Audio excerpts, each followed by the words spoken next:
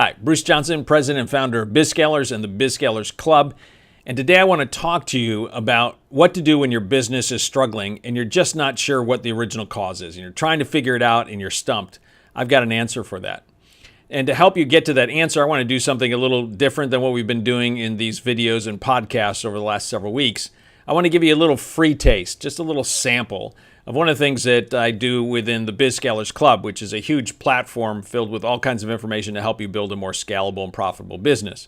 But every week for the last 6 months now, I've been creating a weekly leadership lesson for our members. And last week was week number 26, halfway through the year. And I thought I'd share one of these as kind of a little sample for you of what members get, but also because it'll solve a very real problem for you. So if you're interested in checking out the BizScalers Club, you can check it out anytime at bizscalers.com/club, bizscalers.com/club. But regardless, right now you can enjoy this little free sample. I hope it's helpful to you, and I'll see you in just a few moments. Welcome to this week's Leadership Lessons from the Trenches. This one is number 26, and it is this. If your business is struggling, chances are inconsistency is its cause. Have you ever noticed that when something isn't working right, when your business is struggling, the natural tendency for most people is to always try to find something new or something different or something big or something nefarious that's actually creating the problem for the reason why this thing that we think should be working isn't working the way that it's working or we think it should be working. Have you ever noticed it's always something, for example, out there? It might be, the economy isn't working right now for us, or our industry isn't doing well right now, or it's the customers, their demand is changing and their buying patterns are changing, or it's a competitor who's done something new and different, and that's the reason why we're struggling.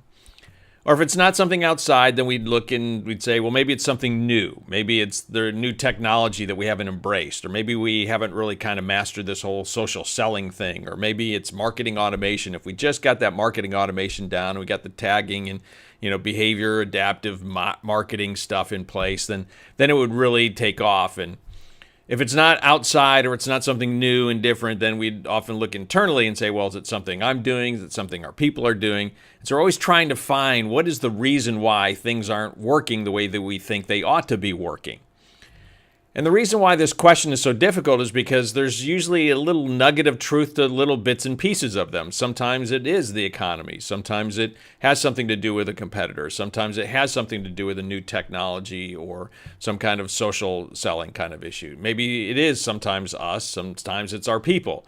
And so it's often hard to figure out because sometimes it seems like it is them. And then other times, well, it's clear that it's not them because, there are times that we're doing things right. And so where do we find the answer when it seems like sometimes it's working, sometimes it's not, sometimes this is the problem, sometimes it's not?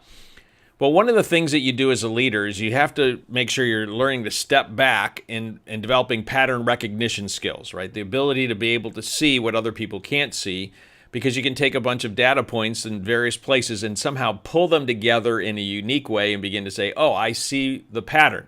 And in this case, I think frequently the pattern isn't that you need to do something new and different. In many cases, it's that you simply need to be consistent.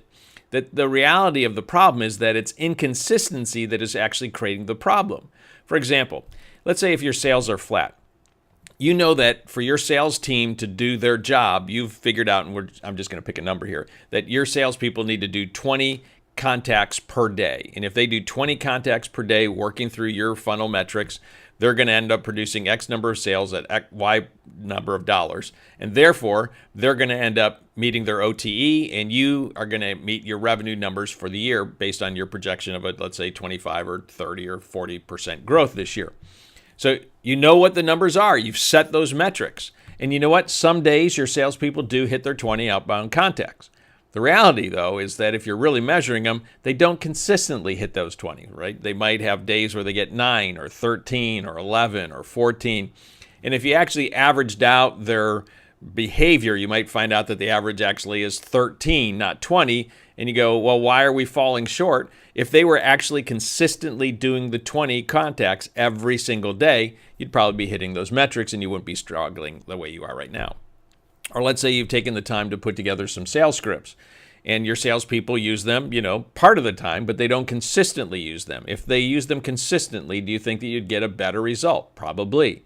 Or let's say you have a system set up where your receptionist on the way out is supposed to ask each customer for referrals. And if you have a business where people are infrequently, maybe you do it every 3 times.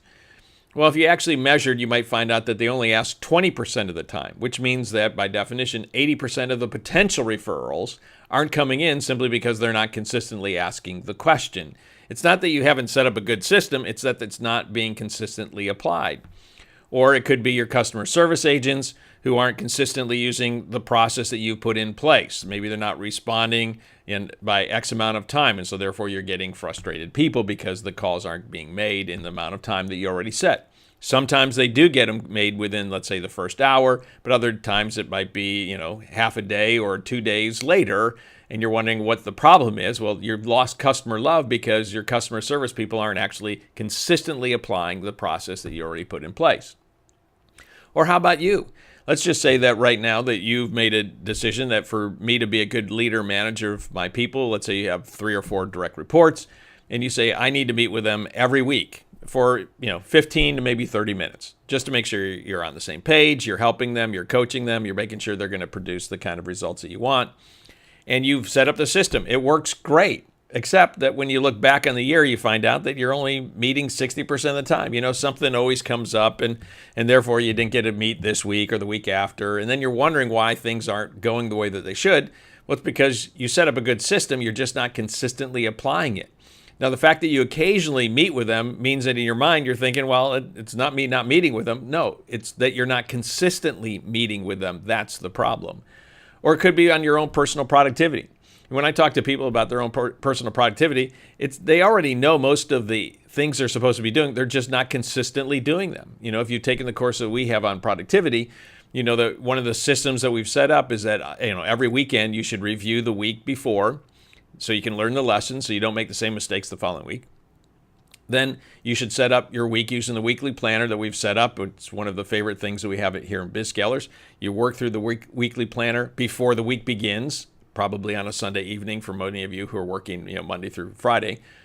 And then you set up the next days with your daily success plan the day before, right? And if you every week do a weekly review, set up your week before the week and set up the day before the day begins, and you use the whole process and you got alignment with all your key projects for the quarter. When you do that on a consistent basis, you are very productive.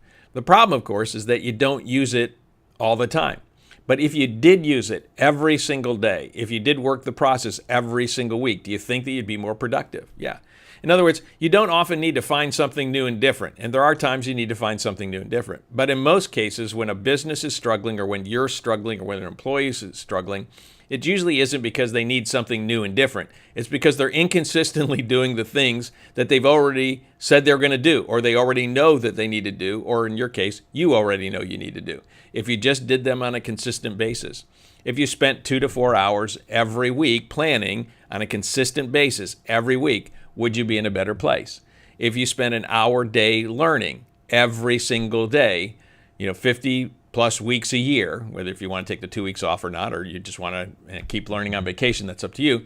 But whatever you decide, if you did that on a regular basis every single day, do you think you'd be in a better place? Probably.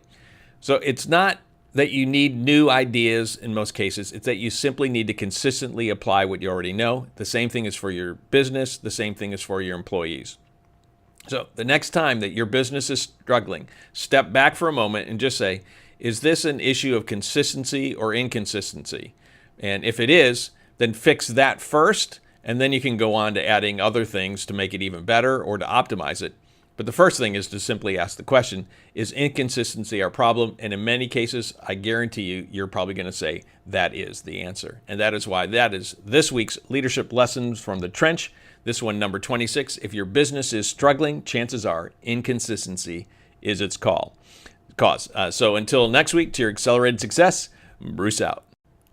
Well, I hope you found that helpful. If you did, I'd encourage you to pass it along to some other business owners and or entrepreneurs that you might know. If you happen to be watching this by video, I'd encourage you to subscribe if you haven't subscribed yet. If you're listening by podcast, subscribe there as well.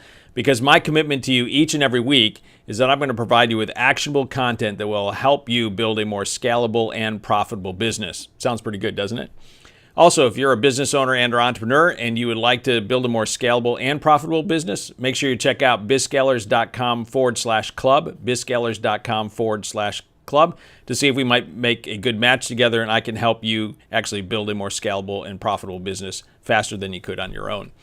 In the meantime, I hope you have a great rest of your week. Until your accelerated success, Bruce out.